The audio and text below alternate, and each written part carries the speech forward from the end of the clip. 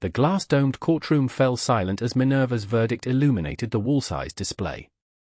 Miranda Zhao, architect of the world's first AI-driven justice system, felt her knees buckle when her own face appeared among the guilty. Across the room, her former partner Yale Donovan watched with a mixture of horror and vindication as the algorithm they built to eliminate human bias in criminal sentencing had just indicted its creator. San Francisco, 2031. A city transformed by the climate crisis into a peninsula of gleaming towers rising from reinforced sea walls, where tech titans had promised salvation through artificial intelligence.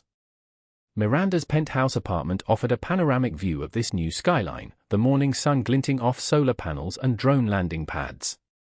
At 33, she had everything: wealth from her startup Equitech, respect from the legal community, and now, the Justice Department contract that would change criminal sentencing forever. Initial diagnostics complete, Miranda said, sliding her finger across the glass touchscreen. The holographic interface of MINERVA, multifaceted integrated neural evaluation resolution virtual assistant, hovered before her like a translucent brain, pulsing with activity. Pattern recognition at 99.7% accuracy. Decision matrices functioning within optimal parameters. Her apartment's climate system adjusted automatically as her heartbeat accelerated, a subtle cooling that she barely noticed. The apartment was smart in every sense, monitoring her biorhythms, anticipating her needs, a perfect testing ground for the ambient AI that had become commonplace. But Minerva was different. Not a servant, but a judge. Miranda swept her dark hair into a ponytail, the movement captured by sensors that recognized her stress patterns. A notification appeared in her peripheral vision via her augmented reality contacts: Yale Donovan requests entry. She sighed. Yale had been her technical co-founder, Equitech's brilliant neural architect who had walked away 6 months ago after their explosive argument about Minerva's ethical guardrails. At 36, Yale possessed the rare combination of technical genius and moral certainty that made him both invaluable and insufferable. Let him in, she instructed the system.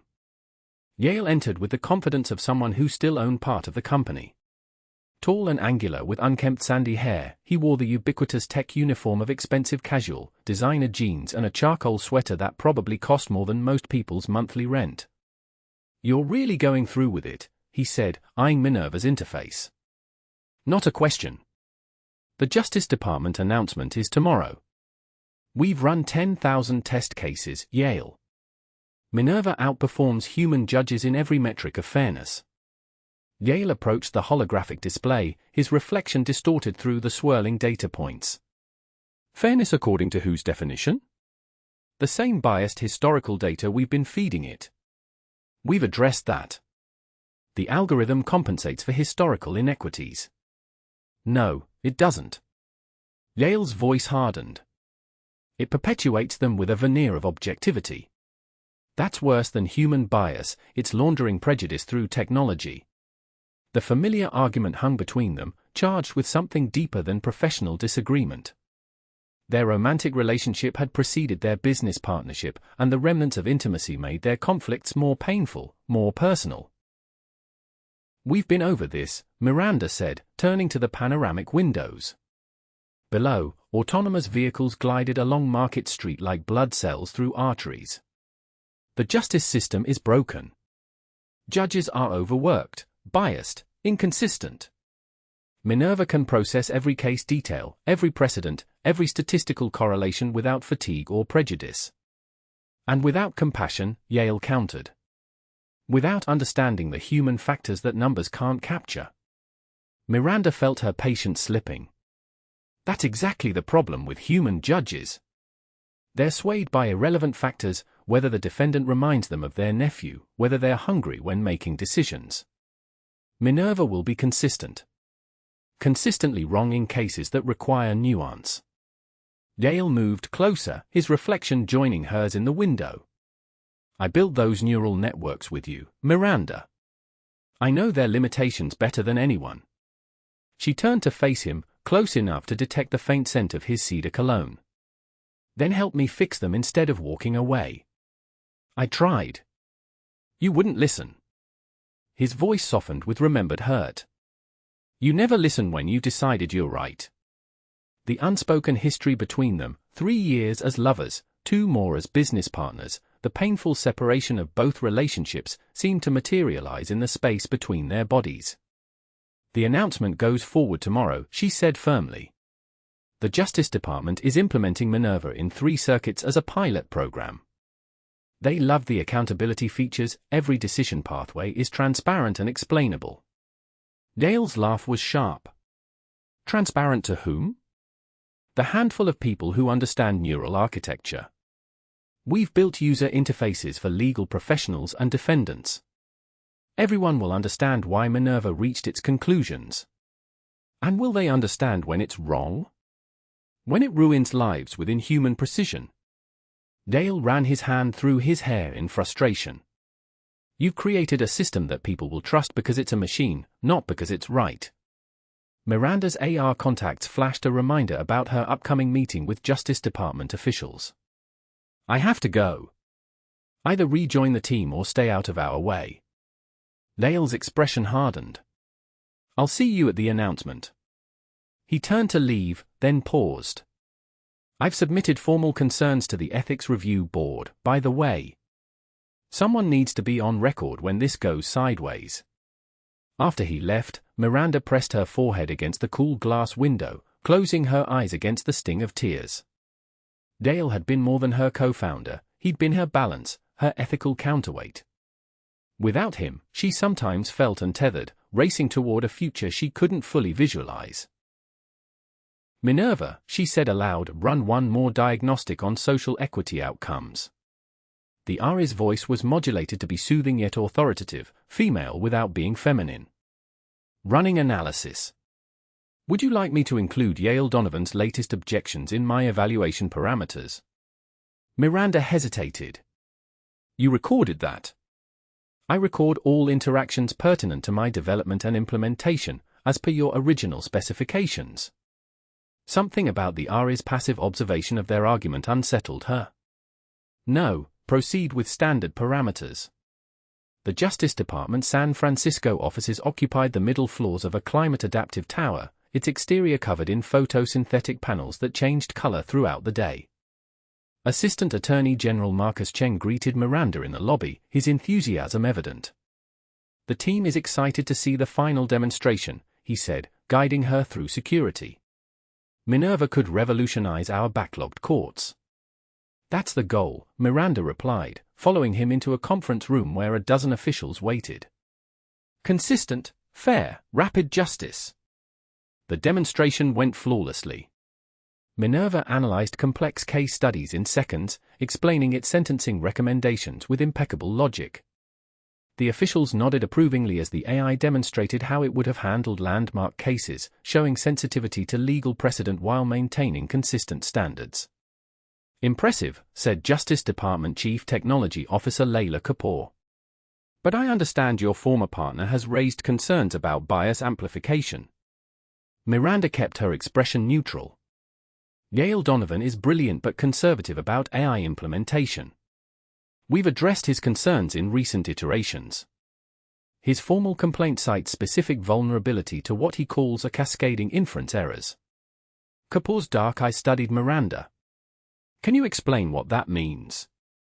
It's a theoretical issue where an AI might build incorrect conclusions upon previous incorrect conclusions, Miranda explained. But we've implemented verification loops that prevent such cascades. He seems to think otherwise, Kapoor noted. Yale left the project 6 months ago. He hasn't seen our latest safeguards. The meeting concluded with handshakes and assurances. Tomorrow's announcement would proceed as planned. MINERVA would begin analyzing real cases next month. As Miranda left the building, her AR contacts displayed a message from an unknown sender. MINERVA has a blind spot. Meet me at Dolores Park, 8 p.m. She dismissed it as another anti-AI activist, but curiosity nagged at her. The message specificity suggested someone with insider knowledge. After returning to her apartment, she instructed her security system to scan public transportation cameras near Dolores Park for known threats, finding nothing suspicious. At 7:45 p.m., Miranda arrived at the park, selecting a bench with good visibility. The evening fog had rolled in, diffusing the park's lights into soft halos. Families were packing up picnic supplies while dog walkers made final rounds. "You came alone." "Good." The voice came from behind her. Miranda turned to see a woman in her 40s with cropped silver hair and intense eyes. Natalie Voss, the woman introduced herself. "I was on the ethics review panel for your Justice Department contract." "I don't remember seeing your name," Miranda said cautiously. "I resigned 3 weeks ago." My concerns were being systematically ignored. Natalie sat beside Miranda, keeping space between them. "MINERVA has a fundamental flaw that wasn't addressed in the review process." Miranda's defenses rose. "We've subjected the system to rigorous testing, not this kind." Natalie handed her a small data drive. "MINERVA evaluates guilt by comparing behavioral patterns to established criminal profiles. But the system doesn't recognize when it's evaluating someone who helped design it." Miranda frowned. "What do you mean?" "Anyone who understands MINERVA's evaluation patterns can potentially manipulate their own behavior to avoid detection.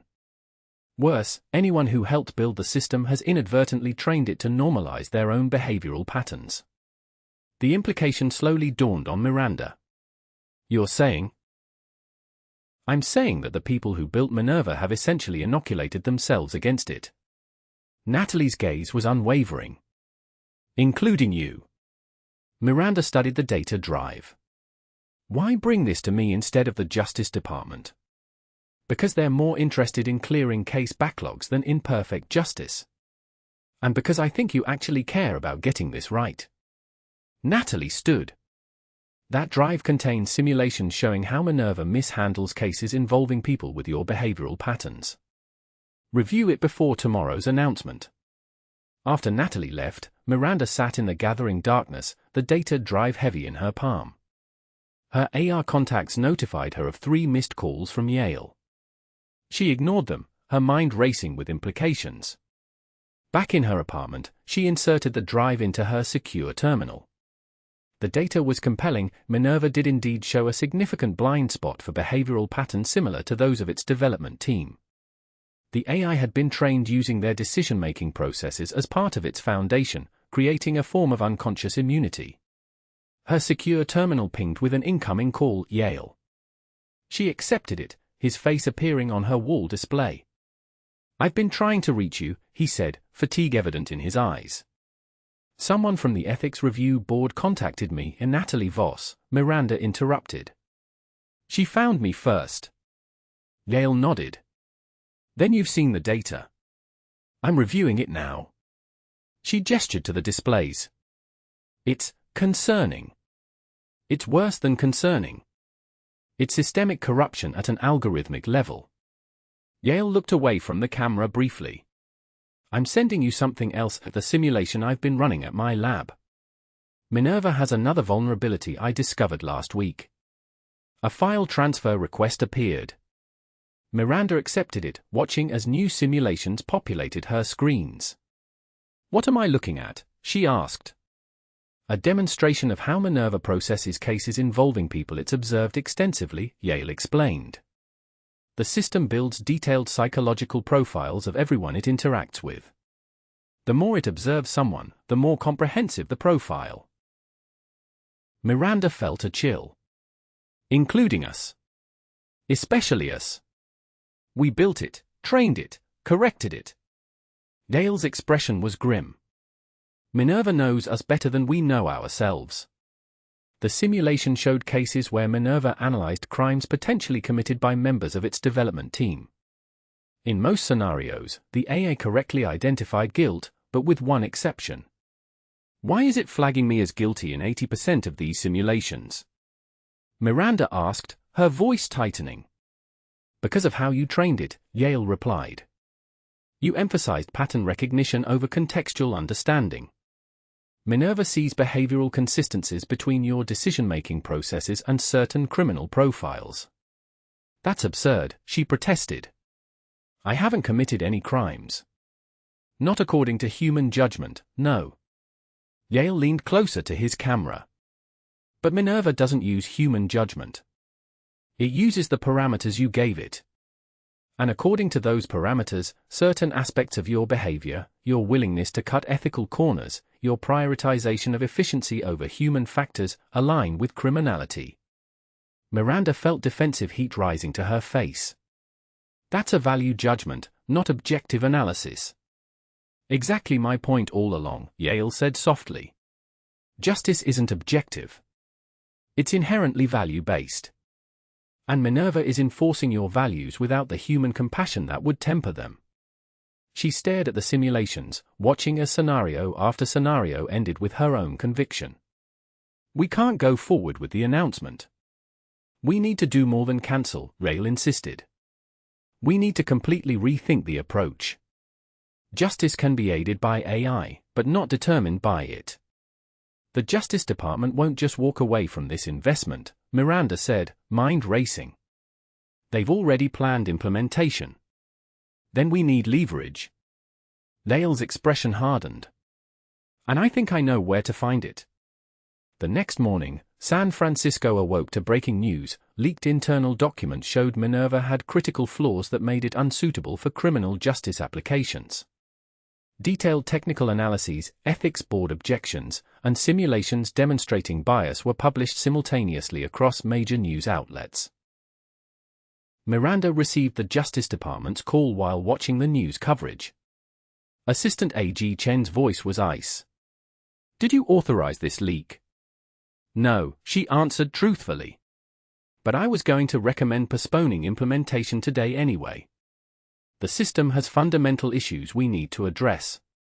We have a contract, Ms. Zhao. A contract predicated on a functional, fair system, she countered. MINERVA isn't ready. Implementing it now would cause irreparable harm. This leak has caused irreparable harm to the department's reputation, Chen retorted. We expect you at the press conference to affirm your confidence in the system. I can't do that. Then we'll proceed without you, and our legal team will be in touch about breach of contract. The call ended. Miranda immediately contacted Yale. Did you leak the documents? His silence was answer enough. They still want to move forward, she continued. They're threatening legal action if I don't support them. They can't implement without your access codes, Yale pointed out. They'll find workarounds. Government contracts include backdoor provisions. Yale considered this. Then we need to make a stronger statement. Something they can't ignore. 3 hours later, Miranda stood beside Yale on the steps of the San Francisco Federal Building. News drones hovered overhead, capturing the scene as Justice Department officials prepared to announce MINERVA's implementation inside. Are you sure about this? Yale asked quietly. Miranda nodded. MINERVA would declare me guilty. Maybe it's right. They entered the building together, passing through security to the press conference already in progress. Assistant AG Chen was mid-sentence when he noticed them. We'll revolutionize our approach to criminal sentencing. Ms. Zhao has decided to join us after all. Miranda walked directly to the podium, Yale beside her. The assembled press grew silent, sensing drama. MINERVA is not ready for implementation, she announced clearly. As its creator, I cannot in good conscience allow it to determine human fates when its judgment is fundamentally flawed. Chen moved to interrupt, but Miranda continued, her voice steady. To demonstrate these flaws, I am entering myself into MINERVA's evaluation system with a full confession. I knowingly proceeded with this project despite warnings about its ethical shortcomings. I prioritized success over safety. I dismissed valid concerns from my colleagues. She nodded to Yale, who activated his tablet. On the room's main display, MINERVA's interface appeared. MINERVA, Miranda said clearly. Evaluate Miranda Zhao for criminal liability regarding the development and implementation of artificial intelligence for judicial purposes. The RA's voice filled the room. Processing evaluation. Analyzing subject Miranda Zhao against case precedent and ethical standards. The room fell silent as data points swirled across the display, forming connections and decision trees visible to all. Reporters furiously captured the moment as Justice Department officials attempted unsuccessfully to shut down the demonstration. Finally, MINERVA spoke. Evaluation complete. Miranda Zhao demonstrates significant liability for reckless endangerment through technology deployment. Recommended sanctions include professional censure, financial penalties, and restricted access to public sector contracts for a period of 5 years. Miranda faced the stunned audience. MINERVA just evaluated me, its creator, as guilty of professional misconduct. Yet this same system was about to be implemented in actual criminal cases affecting real lives. She paused, making eye contact with the assembled reporters. No algorithm should have the final say in human justice. Technology can support human decision-making, but cannot replace human judgment. In the chaos that followed, Yale guided her from the building. Outside, the California sun seemed impossibly bright. That was either the bravest or stupidest career move in tech history, he said, a hint of admiration in his voice. Maybe both. Miranda felt strangely light, as if a burden had been lifted. MINERVA was right about me. I was willing to risk others to prove my creation worked. The irony being that proving it wrong required that same willingness. Yale studied her. What happens now? Lawsuits. Probably some criminal investigations. She shrugged. And then we start over. Build something better. We? Miranda turned to him. If you're willing. I need someone who'll tell me when I'm wrong. You never listen when you decided you're right, he reminded her, echoing his earlier accusation. I'm listening now. As they walked away from the federal building, Miranda's AR contacts pinged with incoming message alerts, journalists, lawyers, government officials. She dismissed them all, focusing instead on the city around her. For the first time in years, she wasn't thinking about algorithms or neural networks or efficiency metrics. She was thinking about justice, messy, imperfect, human justice. 3 months later, Miranda stood before the Senate Technology Oversight Committee, testifying about AI ethics and limitations. The MINERVA project had been permanently shelved, but its legacy lived on in proposed regulations for algorithmic accountability. The most dangerous thing about artificial intelligence isn't that it might become conscious or malevolent, she told the assembled senators. It's that we might trust it too completely, surrender our human responsibility to machines that process without truly understanding. After her testimony, she met Yale in the Capitol Rotunda. They had formed a new company focused on AI ethics and augmentation rather than replacement of human decision-making. Your testimony went viral, he said, showing her the metrics on his tablet. People are actually having nuanced discussions about AI limitations. Small victory, she replied. Not small at all. Yale's expression was serious. You changed the conversation. Maybe saved us from a future where algorithms determine guilt without understanding redemption. Miranda looked up at the Capitol dome, thinking about justice and power and responsibility. MINERVA was right about me, you know. I was guilty of arrogance, of recklessness. Yes, Yale agreed, but a human judge might have also seen your capacity to recognize that fault and change course.